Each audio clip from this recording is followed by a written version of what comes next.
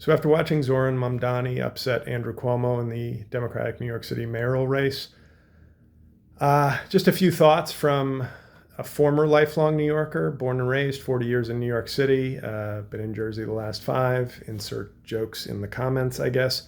But it seems to be so representative of the kind of intra-party civil war that's been happening over the last decade, which, of course, given that it's been the decade of Donald Trump and MAGA, sort of the worst decade to have infighting and lack of cohesion in the Democratic Party. Obviously, the pandemic, people coalesced around Joe Biden, and now, of course, that's treated like, to some progressives on social media, that's now being treated as, the 3/5 compromise level of betrayal.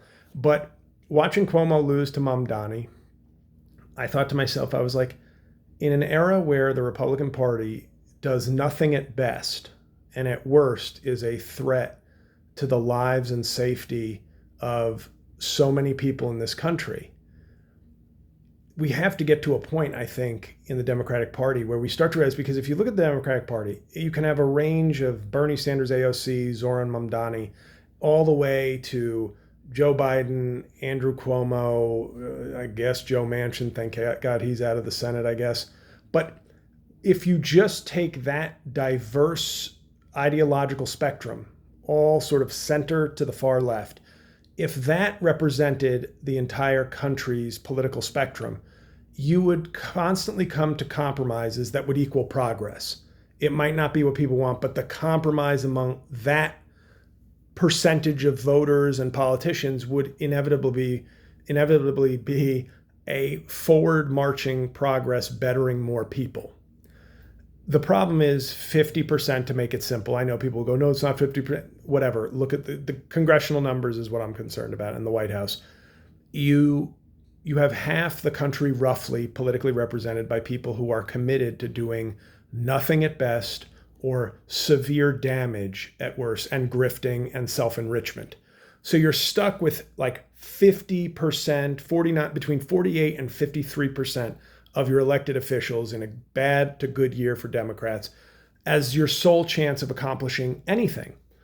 And I get the infighting because there is a sort of lost in the wilderness element to the Democratic Party right now. Like, where are we going to go from here? Are we going to go in a very populist, progressive direction? Are we going to play it safe and go with incremental change at best, or just status quo, hold the line, which is very unsatisfying sometimes? But I have often said people in this country need to realize in certain situations, the best Democrats can do is stop the degradation and diminishment of rights that we have. It can't always be offense. Like right now, when the White House, the House, the Senate, and the Supreme Court all belong to MAGA, there's a serious limitation on what can be done. The best you can hope for is maybe stopping some of it. And when I look at Mamdani and Cuomo, I'm somebody who, I like the progressive values of Mamdani, and spare me the itemized list of things that like make him a bad person or candidate. I'm just saying, I like the idea of free buses. My brother once said to me a quote where he said, when I complained about bus service in New Jersey, he said, well, here's the thing. Buses aren't really there to get you and people to work or to the mall. They're there for businesses to have a way of transporting their workers. And when you think about it that way, you sort of go, yeah, it should be free. I have people, like I look on my smartphone, I can get like a discounted ticket because I can buy in bulk because I have the app and I have a credit card. But there are plenty of workers who I see scrounging for change every day, paying the maximum fare because they can only do it daily. And it sort of seems counterintuitive and somewhat cruel to not, make that service more affordable or free. So, but without, and affordability was okay when Trump ran on it. I mean, he also ran on demonizing trans people, but affordability was a thing to run on. So I don't know why, and he's the hard right.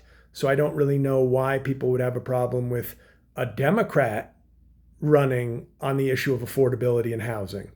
So, because they are dire issues. But on the flip side, I am a big believer that it's also sometimes politically advantageous and almost needed to occasionally have assholes in your party, dirty work or cunning political creatures. Not everything can be a Pollyanna, pure of spirit movement, especially not now. And when you see somebody like Cuomo, I personally think Cuomo, I voted for Bill de Blasio twice. I think Cuomo fucked over Bill de Blasio. I know he was like a punching bag by the end, but I think Bill de Blasio came in there with an agenda, a progressive agenda, and he had a Democratic governor in power, Cuomo, and Cuomo decided, and I remember reading this, Cuomo hated the fact that the mayor of New York often outshined, especially like when he watched Giuliani outshine George Pataki. He took that to heart and didn't want to be outshined by the New York City mayor. So he made it his business to enforce his authority and diminish Bill de Blasio's power and authority. I say that because that stinks when you're looking to make progress. But sometimes you need an asshole, and I know this will sound like a Team America monologue, but sometimes you need an asshole on your team also.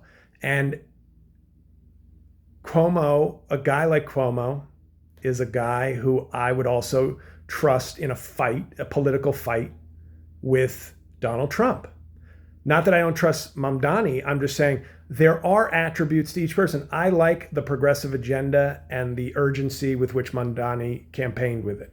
But I also recognize that sometimes you need fighters who fight dirty. I'm not talking about full-blown corruption, obviously, but I'm just saying we are in a different political environment right now where it should be all hands on deck, all of the above methods legally. And that said, of course, I understand the negatives on Cuomo are not limited to just sort of political tactics. I'm fully aware of that.